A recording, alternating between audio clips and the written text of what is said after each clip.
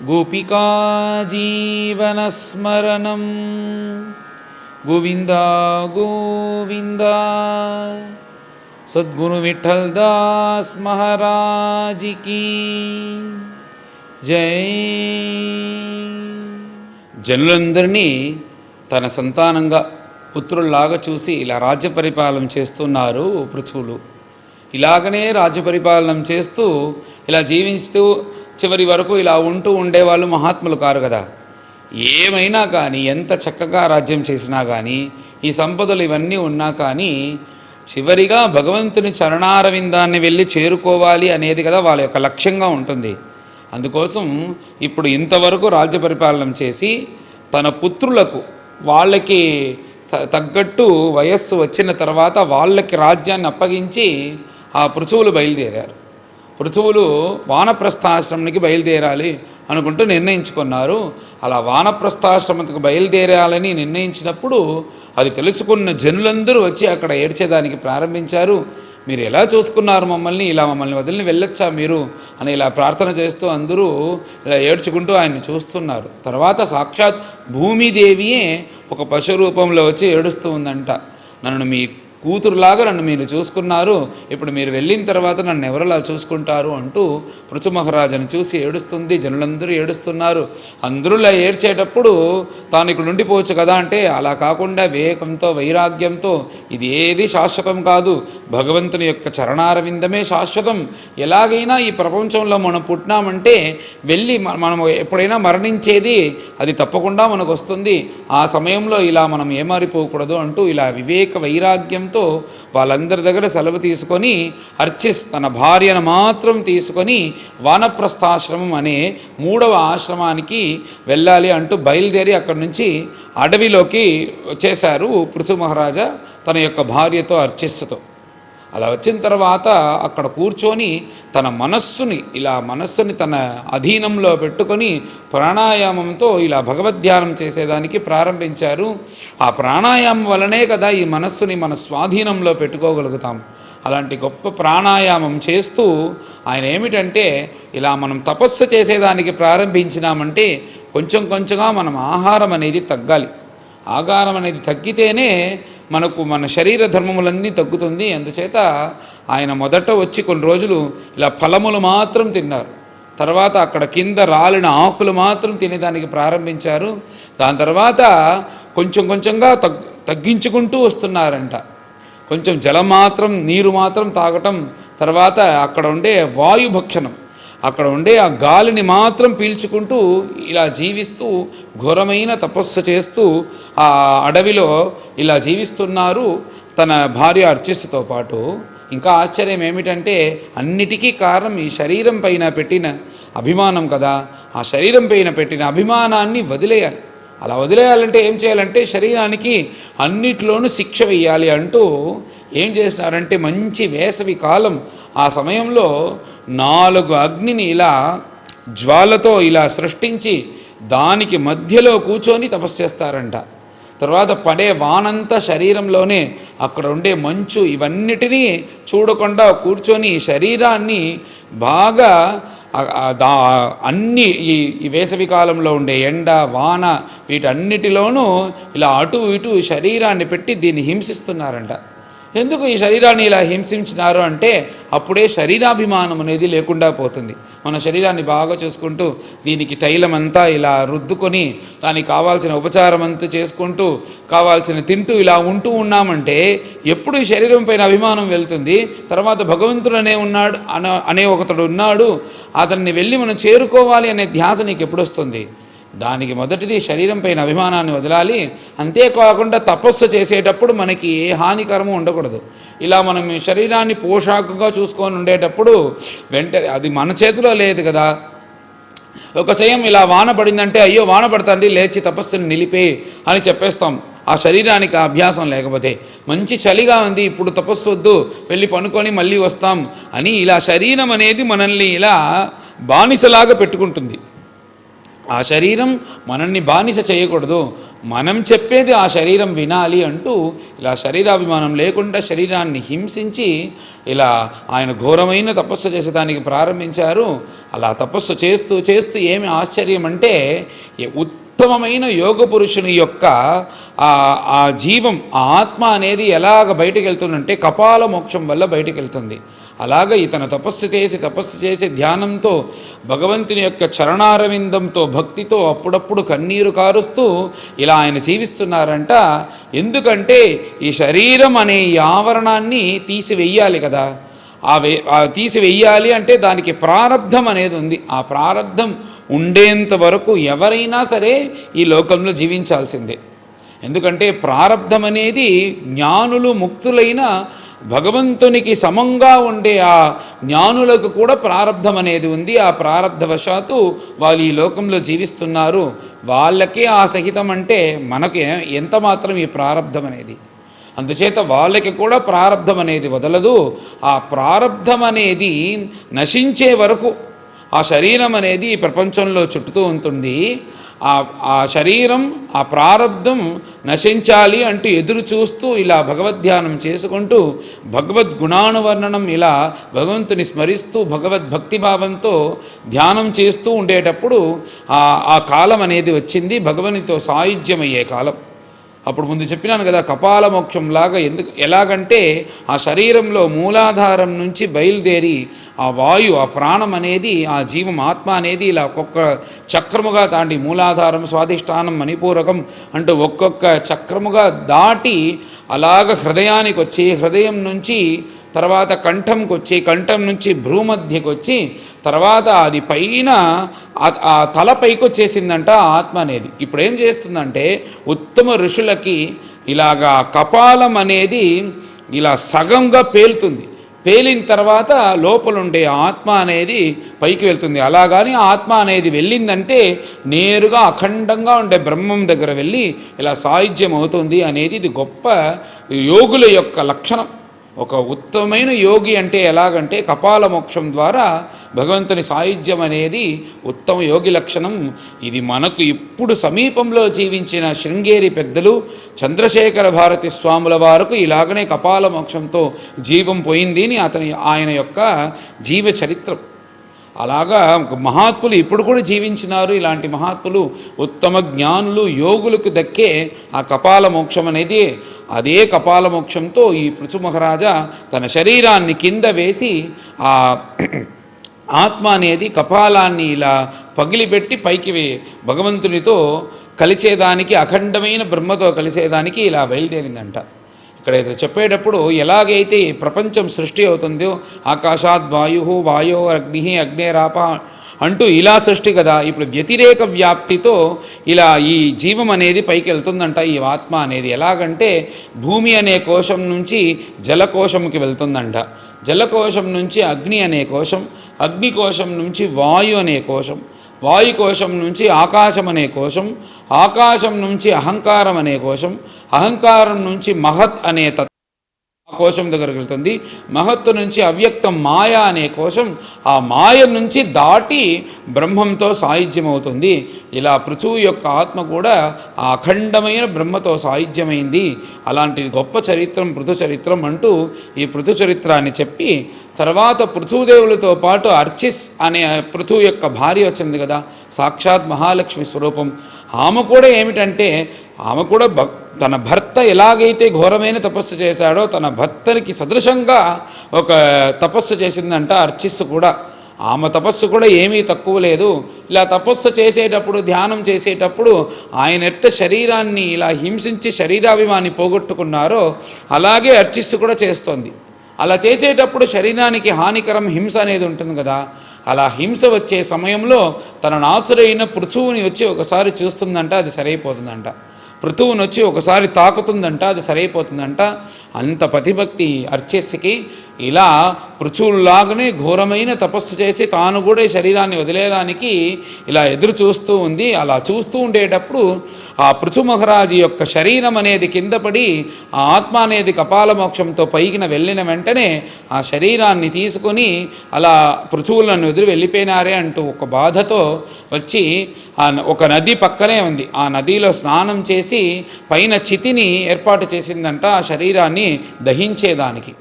అలా ఒక చితిని ఏర్పాటు చేసి ఆ చితి పైన పృథు యొక్క శరీరాన్ని పెట్టి తాను కూడా స్నానం చేసి వచ్చిన తర్వాత తన శరీరం నుంచి యోగాగ్నిని ఇలా లోపల నుంచి బయటకు తెచ్చిందంట. ఆ యోగాగ్నితో పృథు యొక్క శరీరాన్ని దహించేదానికి ప్రారంభించింది. అప్పుడు ఏం చేసిందంటే ఆ పృథు యొక్క శరీరంతో ఈ శరీరం కూడా దహించిపోవాలి అంటూ ఆ పృథు యొక్క శరీరం దహించేటప్పుడు ఇలా ప్రదక్షిణం చేస్తూ ఉందంట. పైన దేవతలందరూ చూసి ఆశ్చర్యంతో చూస్తున్నారంట. ఈ అర్చిస్సుకి ఎంత పతిభక్తి, ఎంత పతి శుశ్రూష చేసుంటే ఇలాగ పతిభక్తితో ఉంటుంది అంటూ ఆశ్చర్యంగా చూస్తుండేటప్పుడు ఆ అర్చిస్సు కూడా ఏం చేసిందంటే అతనికి ఎలాగైతే ఈ ఆత్మ అనేది బయటకు వచ్చిందో అలాగనే అర్చిస్సునుడి శరీరం నుంచి కూడా ఆత్మ అనేది బయటకు వచ్చింది. ఆ శరీరం వెళ్ళి ఆ పృథువుతో పాటు ఆ చితిలోనే ఇలా భస్మమైంది. ఇలా శరీరం ఇక్కడ ఇలా భస్మమైతే ఆశ్చర్యం ఏమిటంటే ఏ గొప్ప బ్రహ్మ సాయుధ్యం ఆ పృథువులకి దక్కిందో అదే బ్రహ్మ సాయుధ్యం తన భర్తతో పాటు ఆ అర్చిస్సు కూడా దక్కింది అంటూ ఆ దేవతా స్త్రీలందరూ చూసి ఇలా అర్చిస్సుని స్తోత్రం చేస్తున్నారంట. అలా స్తోత్రం చేసిన తర్వాత ఆ మనుష్యుల యొక్క భాగ్యం చూసి వాళ్ళందరూ చెప్తున్నారంట, ఇది ఎంత పెద్ద భాగ్యం, ఈ మనుష్యులకి భగవంతుడు ఇలాంటి అనుగ్రహం చేశాడే. వీళ్ళు కానీ ఈరోజు తలుచుకున్నారంటే ఎలాగైనా సాధన చేసి భగవద్భక్తి చేసి యోగ మార్గంతో ఇలా మనస్సుని వాళ్ళ వశం తీసుకొచ్చి భగవంతుని కానీ ఇలా చూసేదానికి వాళ్ళు ప్రయత్నించి సాక్షాత్కరించారంటే ఈ ప్రపంచంలో ఉండే అన్ని విషయాలను వదిలేసి అఖండమైన బ్రహ్మంతో సాయుధ్యం అవ్వచ్చు. అలాగా ఈ మనుష్యుని పెట్టారు, వీళ్ళకు ఉండే భాగ్యం. కానీ మనకు అలా కాదు కదా, మనం ఎలాగైనా సరే ఈ ఆయుస్సు ముగించే వరకు జీవించాల్సిందే. అలాంటి గొప్ప భాగ్యం ఈ మనుషులకి భగవంతుడు ఇచ్చారు. ఆ మనుషులు చూడండి అది వదిలేసి వీళ్ళు విశేషకంలో ఇలా ఉంటూ ఇలా వాళ్ళు పాడైపోతున్నారే అంటూ ఇలా ఉండే మనుషులను చూసి బాధపడుతున్నారంట దేవతలు. అంతేకాకుండా అర్చిస్సు లాంటి పతివ్రతలను చూసి సంతోషపడి అర్చిస్సుకి నమస్కారం చేస్తూ ఉండేటప్పుడు ఏమి ఆశ్చర్యం అంటే ఏ అఖండమైన బ్రహ్మంతో పృథుదేవులు వెళ్ళి కలిశారో అలాగనే ఆ పృథుదేవుల యొక్క ఆత్మ అఖండమైన బ్రహ్మంతో కలిసినట్టు ఈ అర్చిస్సు యొక్క ఆత్మ కూడా అక్కడే వెళ్ళి కలిసిపోయింది అంటూ ఈ అర్చిస్సు పృథువుల యొక్క సాయుధ్యాన్ని చెప్పి మైత్రేయులు విదురుల దగ్గర, నాయన ఈ పృథు చరిత్రం నువ్వు అడిగినావు, ఇది గొప్ప చరిత్రం, నువ్వు అడిగినందువల్ల దీన్ని విస్తారంగా చెప్పాను అంటూ ఈ పృథు చరిత్రాన్ని ముగించి పైన ఈ పృథు చరిత్రముకి ఫలశ్రుతి అంటే ఎలాగంటే వాల్మీకి రామాయణం చేసిన తర్వాత రామాయణంకి ఎంత ఫలం ఆ ఫలశ్రుతి చెప్పినారో అంత ఫలశ్రుతి చెప్తున్నారు ఈ పృథు చరిత్రం తర్వాత మైత్రేయులు.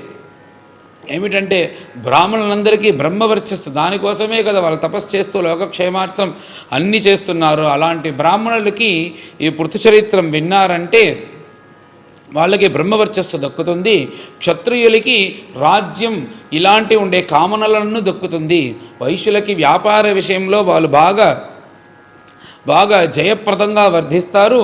శూద్రులందరూ వాళ్ళకి ఏమేమి కావాలో అన్నీ దక్కుతుంది అంటూ 4 వర్ణాశ్రమంలో ఉండే వాళ్ళందరికీ పృథు చరిత్ర శ్రవణం వల్ల ఇవన్నీ దక్కుతుంది. అంతేకాకుండా ఎవరికైతే ఈ ధన్యం కావాలో, యశస్సు కావాలో, ఆయుస్సు కావాలో, సంపద కావాలో, జయం కావాలో అందరూ వాళ్ళకి ఈ పృథు చరిత్రాన్ని ఎవరైతే శ్రవణం చేస్తారో, పారాయణం చేస్తారో, ఎవరైతే ప్రవచనం చేస్తారో వాళ్ళకి ఇవన్నీ దక్కుతుంది అంటూ ఈ పృథు చరిత్రానికి ఒక ఫలశ్రుతి చెప్పి విశేషంగా 2-3 ఫలశ్రుతులు చెప్పారు. ఏమిటంటే ఎవరికైతే సంతాన భాగ్యం కలగలేదో వాళ్ళు ఈ పృథు చరిత్రాన్ని 3 సార్లు చదవాలి. అంటే 15 నుంచి 23 వరకు పృథు చరిత్ర, 15వ అధ్యాయం నుంచి 23వ అధ్యాయం వరకు ఇలాగా ఆ పృథు చరిత్రాన్ని 3 సార్లు చదివితే వాళ్ళకి అప్రజహ సుప్రజతమహ అంటూ వాళ్ళకి సంతాన భాగ్యం కలుగుతుంది.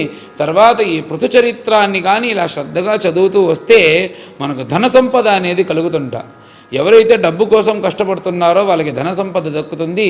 తర్వాత ఈ పృథుచరిత్రాన్ని చదివి యుద్ధానికి ముందు చదివేసి ఎవరైతే వెళ్తారో వాళ్ళకి తప్పకుండా జయం కలుగుతుంది అంటూ దండిగా ఫలశ్రుతులు చెప్పి చివరిగా అది దక్కుతుంది ఇది దక్కుతుంది అనేదానికంటే ఈ పృథుచరిత్రం ఎవరైతే శ్రద్ధగా వింటారో వాళ్ళకి భగవంతుని యొక్క చరణారవిందంలో అచంచలమైన భక్తి ప్రాప్తిస్తుంది అంటూ ఉత్తమమైన ఫలశ్రుతిని చెప్పి ఎవరైతే ఈ పృథుచరిత్రాన్ని శ్రద్ధగా చదువుతారో, ఎవరైతే శ్రావిస్తారో, ప్రవచనం చేస్తారో, ఎవరైతే పారాయణం చేస్తారో చివరిగా ఆ పృథుస్థానాన్ని వచ్చి చేరుకుంటారు అని గొప్ప ఈ పృథుచరిత్రానికి ఫలశ్రుతి అంతా చెప్పి ఈ అధ్యాయంలో ఈ పృథుచరిత్రాన్ని పూర్తి చేశారు మైత్రేయులు. పైన అందరం కలిసి పారాయణం చేస్తాం. అచత్రయోవింశోऽధ్యాయः मैत्रेयोवाच दृष्ट्वात्मानं प्रवयसम् एकदा वैन्य आत्मवान् आत्मना वर्धिताशेष स्वानुसर्गः प्रजापतिः जगतः तस्थुषश्चापि वृत्तिदो धर्मभृत्सतां निष्पादित ईश्वरादेशः यदर्थमिह जज्ञिवान् आत्मजेषु आत्मजाम्यस्य विरहात् रुदतीमिव प्रजासु विमनस्वेकः सदारः अगात् तपोवनं तत्रापि अदाभ्यनियमः वैखानस सुसम्मते आरब्ध उग्रतपसी यथा स्वविजये पुरा कंदमूलफलाहारः शुष्कपर्णाशनः क्वचित् अभक्षः कतिचित् पक्षान् वायुभक्षः ततः परं ग्रीष्मे पञ्चतपावीरः वर्षास्वासारशान् मुनिः आकण्ठमग्नः शिशिरे उदके स्थण्डिलेशयः तितिक्षुः यतवाक् दान्तः ऊर्ध्वरेताः जितानिलः आनिराधयिषुः कृष्णम् अचरत् तप उत्तमं तेन क्रमानुसिद्धेन ध्वस्तकर्मामलाशयः प्राणायामीः सन्निरुद्धः षड्वर्गः छिन्नबन्धनः सनत्कुमारो भगवान् यदाह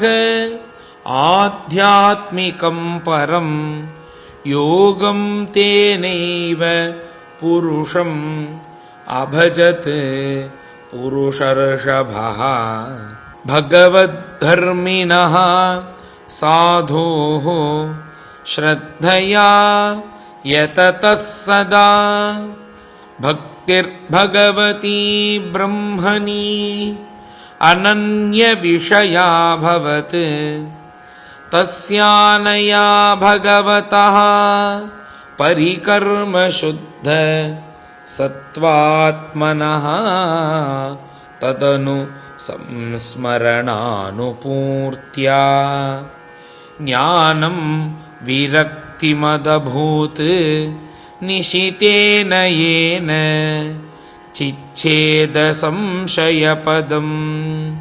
निजजीवकोशम् छिन्नान्यधीः अधिगत आत्मगतिर्निरीहः तत्यत्यजे अच्छिनदिदं वयुनेन येन तावन्न योगगतिभिः यतिरप्रमत्तो यावद्गदाग्रज कथासुरतिं न कुर्यात्।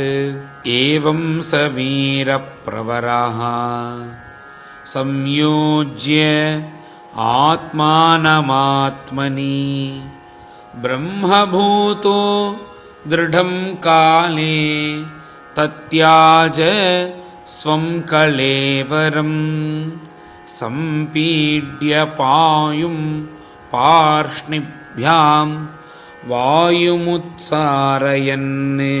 शनैः नाभ्यां कोष्ठेषु अवस्थाप्य हृदुरः कण्ठशीर्षणि उत्सर्पयंस्तु तं मूर्ध्नि क्रमेण आवेश्य निःस्पृहः वायुं वायौ क्षितौ कायं तेजः तेजसी अयुयुजत् खान्याकाशे द्रवं तोये यथा स्थानं विभागशः क्षितिमंभसि तत्तेजसी अदो वायु नभस्यमुम् इन्द्रियेषु मनस्तानि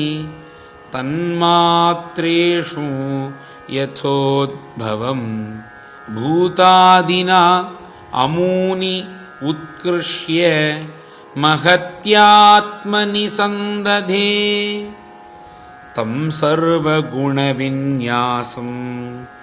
जीवे मायामयेऽन्यधात् तं चानुशयमात्मस्थम् असौ अनुशयी पुमान् ज्ञानवैराग्यवीर्येण स्वरूपस्थो अजहात् प्रभुः अर्चिर्नाम महाराज्ञी तत्पत्नी अनुगतावनं सुकुमार्य तदर्हा च यत्पद्भ्यां स्पर्शनं भुवः अतीव भर्तुः व्रतधर्मनिष्ठया शुश्रूषया चारषदेहयात्रया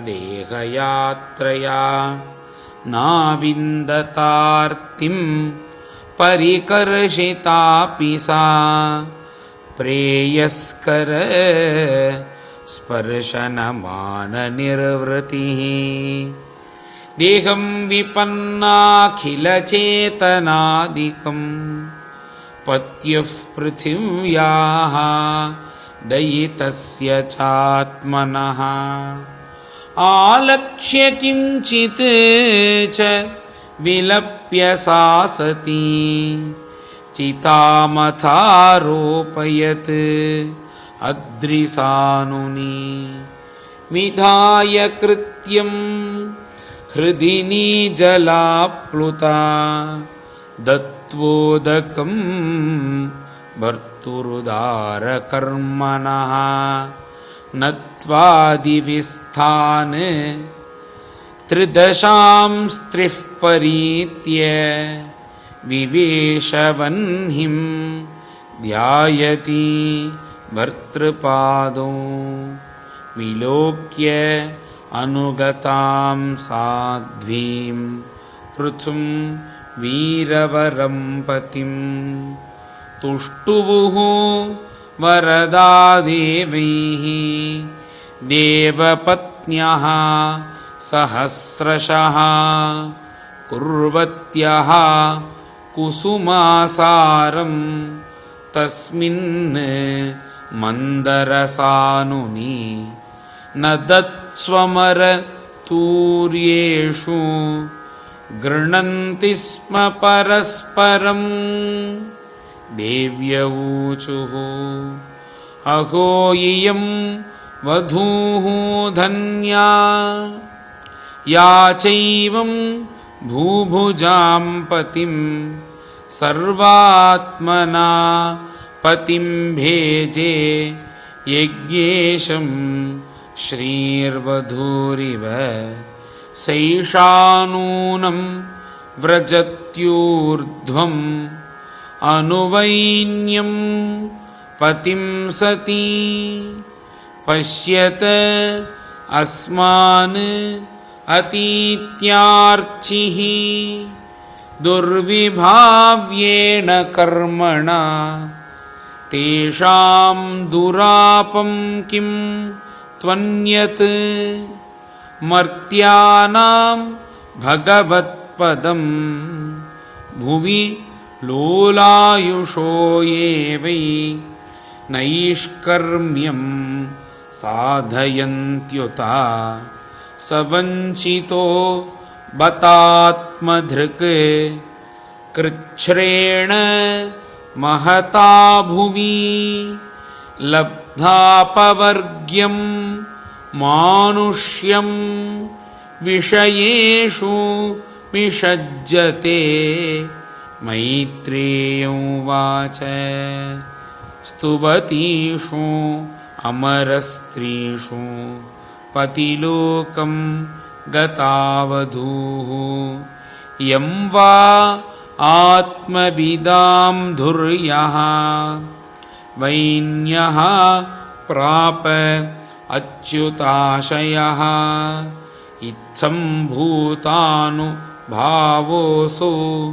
पृथुः स भगवत्तमः कीर्तितं तस्य चरितम् उद्दाम चरितस्य ते ययिदं सुमहत्पुण्यं श्रद्धया अवहितः पठेत् श्रावयेत् शृणुयात् वापि स पृथोः पदवीमियात् ब्रह्मणः ब्रह्मवर्चस्वी राजन्यो जगतीपतिः वैश्यः पठन् विट्पतिः स्यात् शूद्रः सत्तमतामियात् त्रिकृत्व इदमाकर्ण्य नरो नारी अथवा धृता अप्रजः सुप्रजतमः निर्धनो धनवत्तमः अस्पष्टकीर्तिः सुयशाः मूर्खो भवति पण्डितः इदं स्वस्त्ययनं पुंसाम् अमङ्गल्यनिवारणं धन्यं यशस्यम् आयुष्यं स्वर्ग्यं कलिमलापहं धर्मार्थ काममोक्षाणां सम्यक् सिद्धिम् अभीप्सुभिः श्रद्धयैतत् अनुश्राव्यं चतुर्णां कारणं परं विजयाभिमुखो राजा श्रुत्वैतत् अभियाति यान् बलिं तस्मै हरन्त्यग्रे राजानः पृथवे यथा मुक्तान्यसङ्गो भगवती अमलां भक्तिमुद्वहन् वैन्यस्य चरितं पुण्यं शृणुयात् श्रावयेत् पठेत्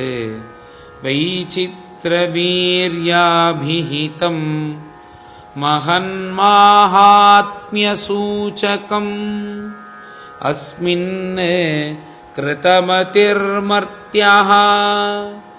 पार्थवीं गतिमाप्नुयात् अनुदिनमिदमादरेण शृण्वन् पृथुचरितं प्रचयन् विमुक्तसङ्गः भगवती भवसिन्धुपोतपादे स च निपुणां लभते रतिं मनुष्यः। श्रीहरये नमः।